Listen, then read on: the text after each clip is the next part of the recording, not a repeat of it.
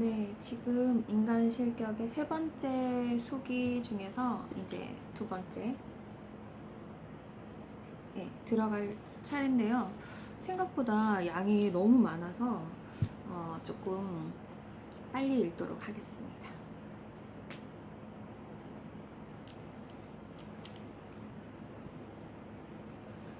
호리키와 나 서로 격렬하면서 사귀고 그리고 서로를 한심하게 만들어가는 것이 이 세상의 이른바 교우라는 것이라면 나와 호리키의 관계도 분명 그런 교우였습니다. 나는 교밭이 스탠드바 마담의 어이없심에 기대어 여자에게 어이없심이라는 건 이상한 말이지만 그러나 내 경험에 의하면 적어도 도해제 남녀의 경우는 남자보다 여자가 더 어이없심이 강합니다. 남자들은 대부분 겁쟁이에 그저 거칠에만 심하고 째째했습니다. 담배가게 요시코를 서로 맞아들일 수 있었습니다. 그리고 스키지 스미다 강 근처 목조 2층 집의 작은 아파트 1층에 방 한 칸을 얻어 둘이 살았습니다. 술은 딱 끊고 이제 슬슬 직업으로 자리를 잡아가던 만화 작업에 힘을 기울였고 저녁을 먹은 뒤에는 둘이서 영화를 보러 나가기도 하고 돌아오는 길에는 찻집에 들려 차를 마시거나 꽃집에 들려 화분을 샀습니다. 아니 그보다 나를 진심으로 믿어주는 이 어린 신부의 말을 듣고 몸짓을 바라보는 것이 하루하루 즐거웠습니다. 이러다 어쩌면 나도 점점 인간다운 인간이 될 수 있겠구나. 비참한 죽음은 맞이하지 않겠구나 하는 달콤한 생각을 어렴풋이 가슴속에 키워나가던 참에 호리키가 다시 내 눈앞에 나타났습니다. 어휴. 어이 생마. 어라, 얼굴에 약간 철이 들었는데. 오늘은 고엔지 여사님 심부름으로 내가 힘들게 여기까지 왔어. 그리고는 갑자기 목소리를 낮추어 부엌에서 차를 준비하는 요시코 쪽을 턱짓으로 가리키며 괜찮아? 라고 묻는지라 상관없어. 무슨 말이든 괜찮아. 라고 난 조용히 대답했습니다.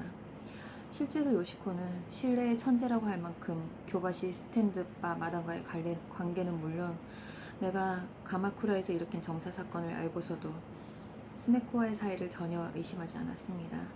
그건 내가 거짓말을 잘했기 때문이 아니라 때로는 적나라하게 다 말해주었는데도 요시코는 그 모든 것을 농담으로만 받아들이는 것이었습니다.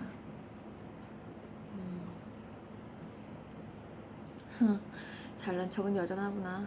아니, 그리 대단한 일은 아니고 마담이 가끔 고엔지 쪽에도 놀러 나오라고 전해달래.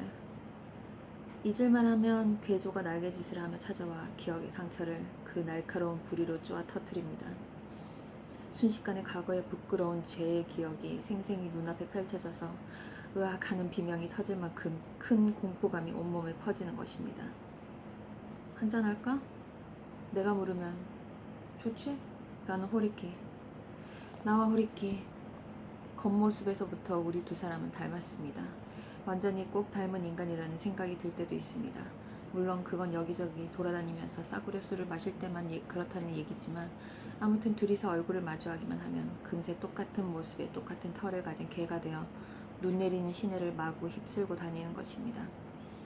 그날 이래로 우리는 예전의 우정을 되살린답시고 교바시의 그 작은 아파트에도 함께 찾아가고 마침내 고엔지의 시즈코 아파트에까지 더럽게 취해버린 두 마리의 개가 되어 찾아가서 자고 오게 되었습니다.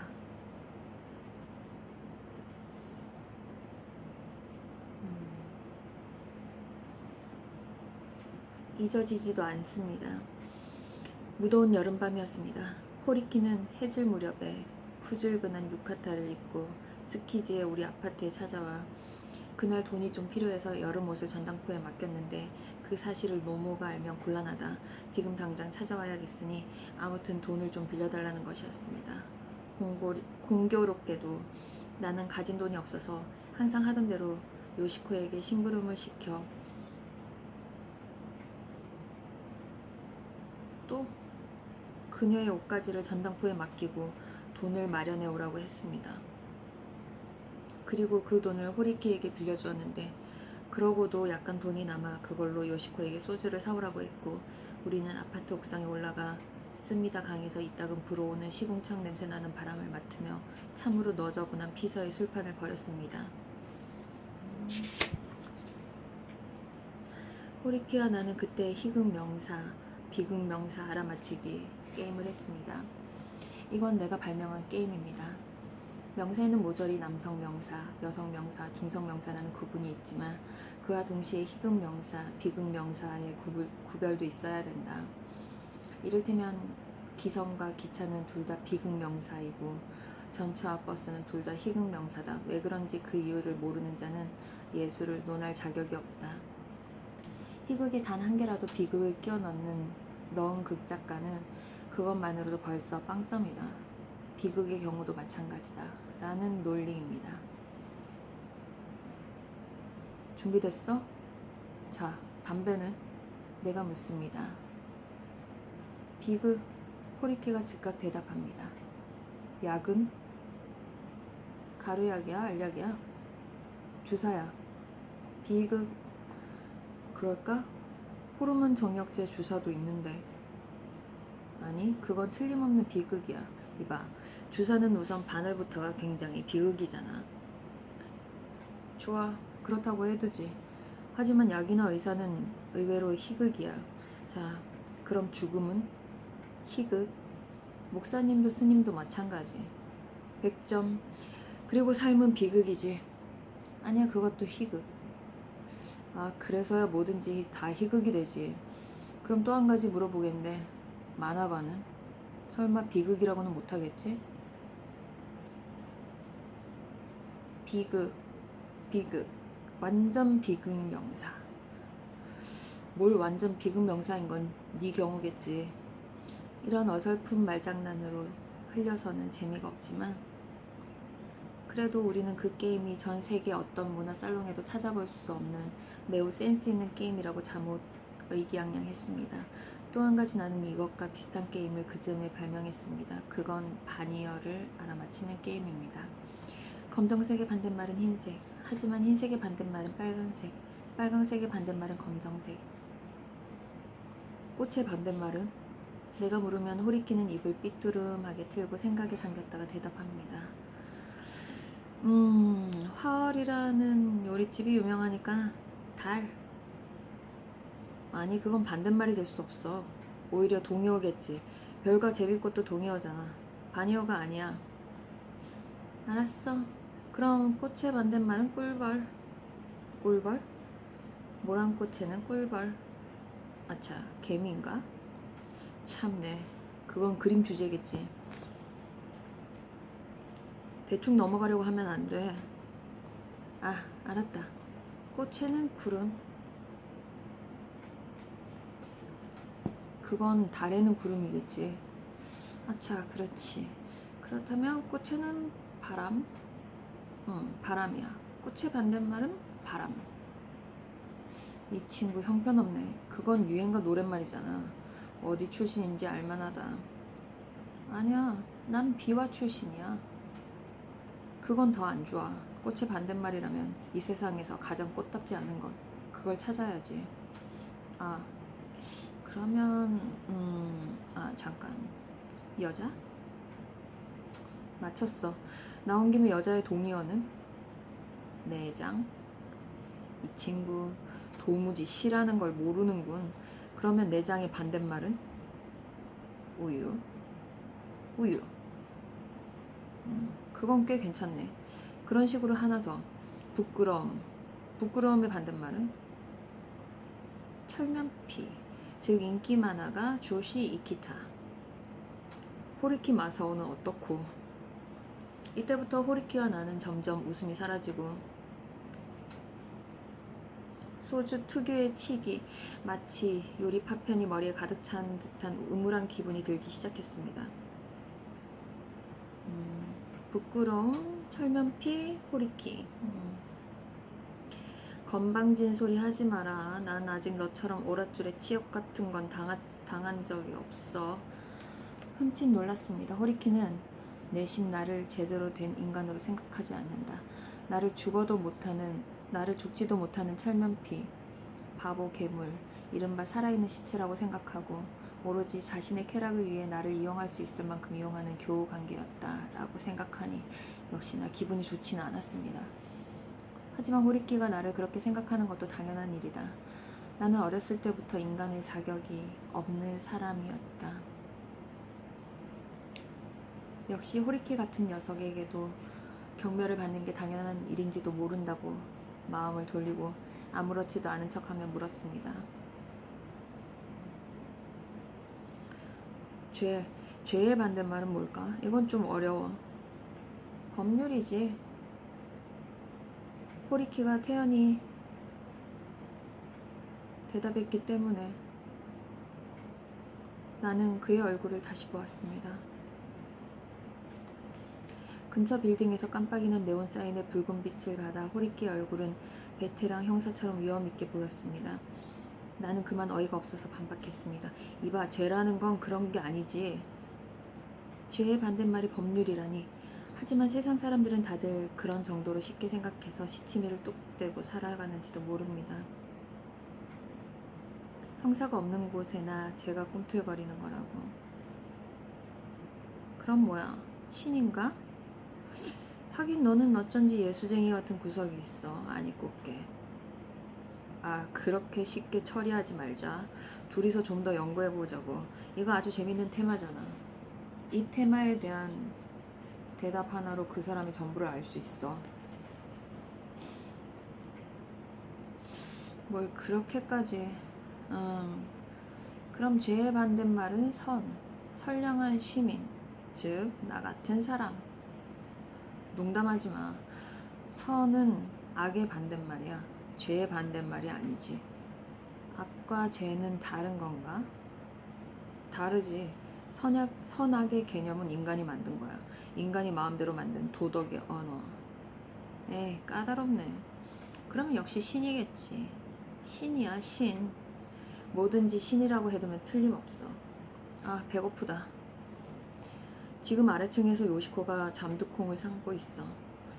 고맙네, 내가 좋아하는 잠두콩을. 호리키는 두 손을 머리 뒤에 끼고 벌렁 누웠습니다. 너는 죄라는 것에 전혀 관심이 없는 모양이군. 그야 당연하지. 너처럼 죄인은 아니니까. 나는 바람은 펴도 여자를 죽게 하거나 여자에게서 돈을 갈취하는 짓은 안 해.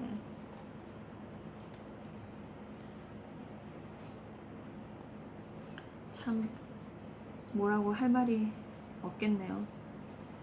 죽게 했던 건 아니다, 갈취했던 게 아니다 라고 마음속 어딘가에서 희미한 하지만 필사적인 항의의 소리가 솟구쳐도 그 한편에서는 역시 내가 나쁜 놈이라고 곧바로 마음을 돌려버리는 이 습성.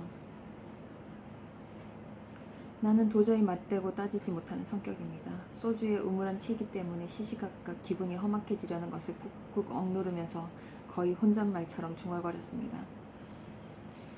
하지만 감옥에 들어가는 것만이 죄가 아니야. 죄의 반대말을 알면 죄의 실체도 파악할 수 있을 것 같은데 신, 구원, 사랑, 광명. 하지만 신에는 사탄이라는 반대말이 있고 선에는 악이라는 반대말이 있어. 죄와 기도, 죄와 참회, 죄와 고백, 죄와 모두 다 동의어야. 죄의 반대말은 뭐지?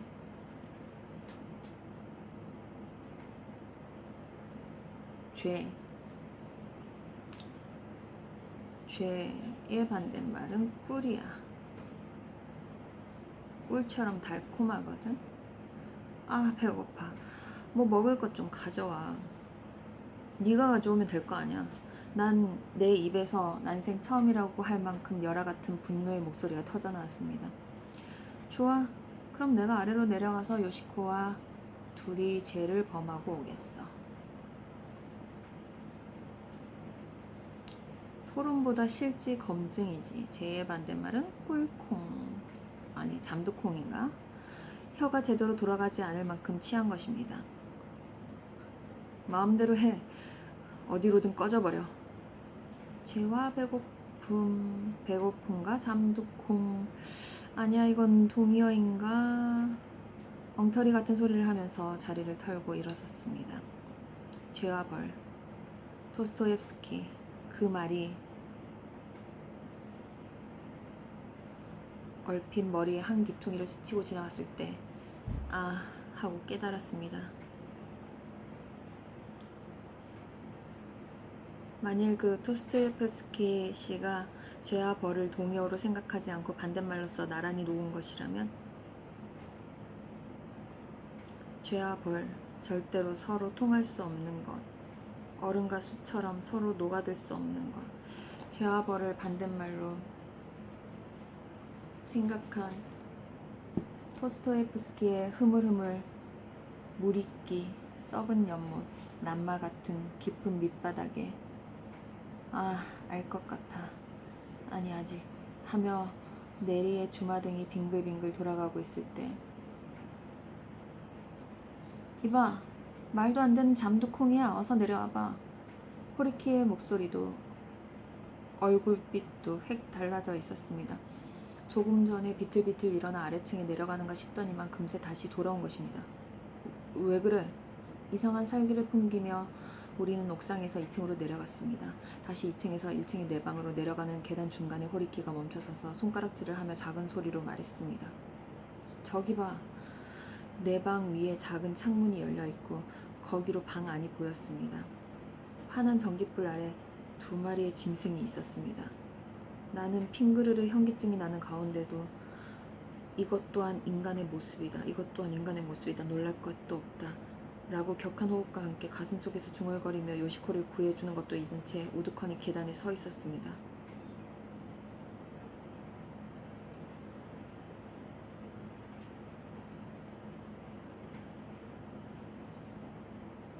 무슨...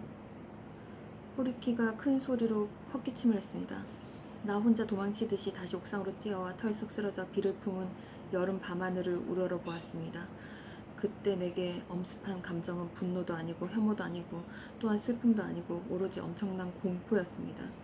그것도 묘지의 유령 따위에 대한 공포가 아니라 신사의 삼나무 숲에서 흰옷을 입은 신과 덜컥 마주쳤을 때 느낄 법한 입도 뻥끗 못할 고대의 거친 공포감이었습니다.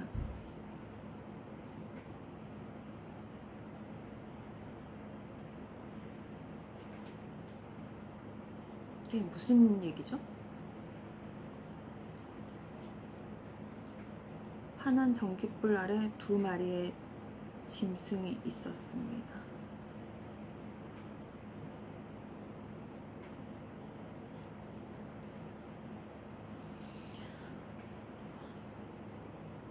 현기증이 나는 가운데도 이것 또한 인간의 모습이다. 인간의 모습이다. 놀랄 것도 없다.